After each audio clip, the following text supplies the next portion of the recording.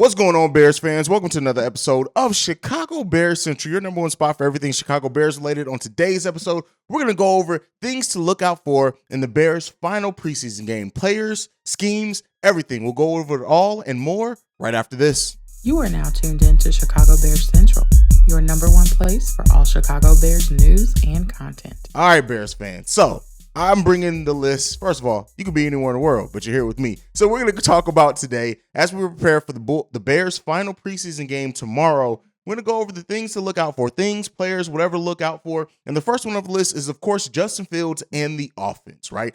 How do they perform with more snaps, more repetitions? Does Justin Fields look more comfortable with more time out there? Do they open up that playbook a little bit more? How does he utilize the weapons that he has out there with him? Is Cole Kmet going to be a big target? Trestan Ebner, how does he look? How many snaps does he get with the starters?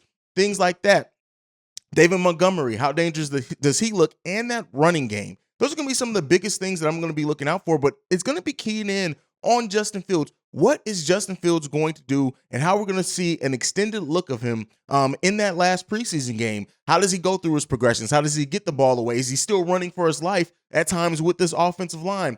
But outside of that, one of the key things that we're going to be looking for, do they find the end zone? Does this starting offense score a touchdown? That's going to be some of the biggest things that we're looking out for. Equanimeous St. Brown, does he play? There's been times he's played a lot of snaps, but he's been kind of quiet out there. Does he play a little bit better? Does he play a little bit more and often? Those are the things that we're going to be looking out for with the Chicago Bears offense. But first, like I said, Justin Fields is a big part of that. David Montgomery, he's been dealing with the undisclosed injury at this time, but it seems like he's going to be playing in this final game. So considering how, Khalil Herbert has struggled at times, Trestan Ebner has looked pretty good, more so in the passing game and things like that. But David Montgomery, what does it look like seeing an extended look at him, having him out there with Justin Fields and Cole Kmet, Darnell Mooney? Like, how does David Montgomery look returning from that injury? I've said before, Equanimeous St. Brown, he has not caught a pass yet in preseason. Besides being healthy, besides being there in a lot, we've heard a lot about the chemistry that he had with Justin Fields and he built. That is why he moved into the wide receiver 2 on top of other injuries going on. But do we actually see Equanimeous St. Brown, EQ, make a considerable impact in this upcoming game?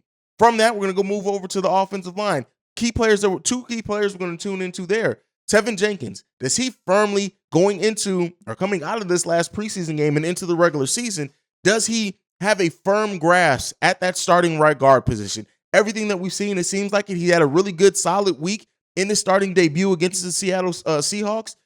And now he's gonna come in against a defensive line in Cleveland's defensive line that is a pretty tough defensive line, pretty solid there. How does he stand up? This is going to be the game in which Tevin Jenkins either wins or loses that starting position to at least start the season. I have faith in him. He's played very well so far. Everything that he's done and dealt with in the offseason coming into the season, does he lock in that starting position? On the other side of him, Braxton Jones, the rookie, who's had a great rise over the course since he's been drafted in training camp, OTAs, everything. This is the final test for him, and it's going to be a big one, facing the Cleveland Browns defensive line before we go on to face the San Francisco 49ers. Now, with Braxton Jones, I don't think it's a question if he's going to maintain that starting position. It's just how has that development come across over the course of preseason and everything. So we got to see. He's our starting left tackle for a reason. They believe in him. I believe in him, and I think he's going to stand up and play very well. Another player on that offensive line, Zachary Thomas. Now, how much is Zachary Thomas? What is he showing in his snaps out there? A lot of the talk around this is, of course, of the offensive line has surrounded players like Larry Bourne, Michael Schofield, Tevin Jenkins, everybody that I just talked about before. But listen, him coming in here, he's looked pretty good in the snaps that he's played, which has been in the later part of games. Does he have a chance to maybe move into that starting lineup and see what he has as well? Next up, we're going to the defensive side of the ball. Roquan Smith. And Roquan Smith, who everything that we've heard so far, since he come back to practice, I think he got a tackle behind the line of scrimmage on top of that, and he screamed he's back. How does that return look? How does the defense look with Roquan Smith being out there? How impactful is he? How much energy does he have? Things like that. He's going to make his debut against this team in the Browns as far as preseason. After so much time going on, after all the noise, all the drama, how does he perform in this game?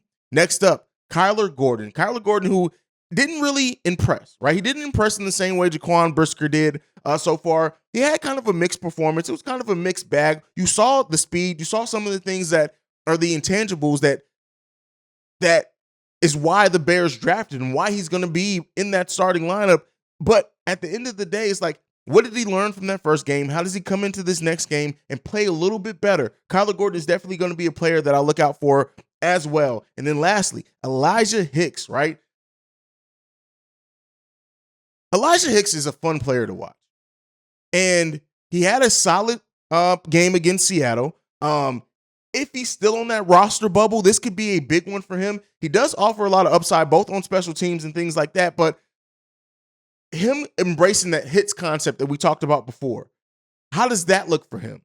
Like, if he does that, can he come in and earn that spot on the roster? I do think he's on the bubble. I'm not necessarily willing to say that he's going to be a player that gets cut or anything like that, but he does have a lot of things that he does need to show and prove, at least in my opinion, in this upcoming game. Outside of him, like, we already know what Jaquan Brisker is going to do. I'm looking at the defensive line as a whole, especially how the defensive line reacts with having Roquan Smith back in there as well. The secondary's been pretty solid and things like that. But that is, for the most part, what I'm looking forward to in this preseason game against the Cleveland Browns.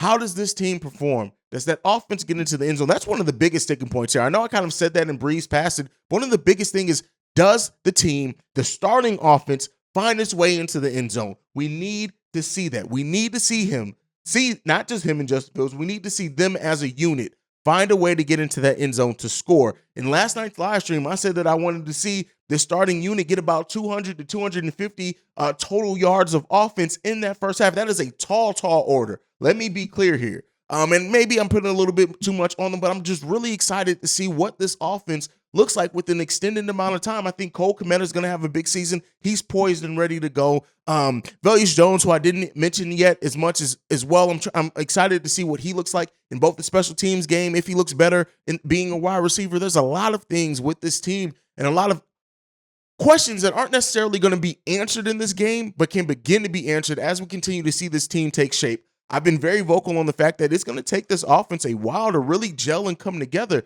But this game is going to be the first real test, I think, because it's going to be an extended look on how well this team is going to play together, how far this offense is from really grasping those concepts, out of sync, things like that. The running game is going to be big for us all season. I'm looking forward to all three running backs, what they do in their snaps. Khalil Herbert has not had a very good preseason. I wouldn't necessarily say he's had a bad preseason either, just by the nature of how many snaps he's had. But at the same time, Khalil Herbert, coming into the season, was one of the players that I thought was going to, he has a chance to be passed up by Treston Ebner. Let's not be, listen, again, that may be some hyperbole involved in that because it is preseason, but Khalil needs to step up as well, especially in the absence of David Montgomery. But we think Monty's going to be in this game. And I hope the Bears really do have a good and big showing in all facets of the game, both offense and defense and special teams as well. I want to see everything. And one player that I did not mention that I also want to, that I am looking forward to, it's not as big of a bulletin, but I do want to mention it, Jack Sanborn. Does he officially make this team? Does he continue to go out and just impress as he has in the first two preseason games? Listen, the first preseason game was bananas. The second one, while not having those type of jump out the stat sheet stats like he did in the tackles for loss and things in the first game, this is a player that, again, not really hometown. You know, he grew up rooting for the Bears, but he didn't grow up in Chicago. But at the same time, I know this is his dream, playing for the team that he grew up watching in the Chicago Bears. Does he continue to impress? Does he have a big third preseason game in the snaps that he gets to play? I think it's going to be important. I really do hope that he makes that final roster, and it's all in his hands, as everything has been in preseason as well. Let me know some players that you're looking out for, some things you're looking out for as well that you want to see in this last preseason game. Who do you think stands up? Who do you think has a big game? Who do you think is what players that are on the bubble that may not make this roster do you think need to step up and have a big showing to secure their spots? Let me know all that down below. But before we go, we have a voicemail from Anthony that I want to play here. Hey, what up, Chicago Bears Central? This your man, BC. You know I'm always right. Just letting y'all know, man, enjoy your show. Rock with y'all hard every day as I'm out here driving this big truck. My man Haize doing a great job in the captain's chair. Bobby Q, Bobby, always hilarious. And my man C-Dub, dude, always sound like he on that brown liquor, but always had that great insight, man. Y'all doing a great job. Hey, you know, your boy always right, so let me hit you up with what's going to happen this season. All these wide receivers outside of Mooney, outside of Komet, who's the tight end, ain't none of them going to be a superstar all year, but every last one of them going to have 1 or 2 great games where they're going to be 80 or 100 yards. So Fields going to spread that ball around. All of them going to have a superstar game. None of them going to be a superstar all year. We going to surprise some people. Your boy running back, I love that rookie Ebner, man. I'm telling you right now, before the season is over with, he going to end the season as running back 2 by game 6. And then next year, your boy Monty, they not going to give him that bag. They not giving David Montgomery that bag. Ebner going to be going to be running back 1 come next year. Your boy Herbert, he had a game and a half that was good. He just ain't did enough to show me anything. Your boy Edna showing me a lot. Lastly, I'm going to tell you, like I told you, Bobby, your boy Roquan, he gon' get the bag. But Pose had to put that pimp hand down, man, to let him know.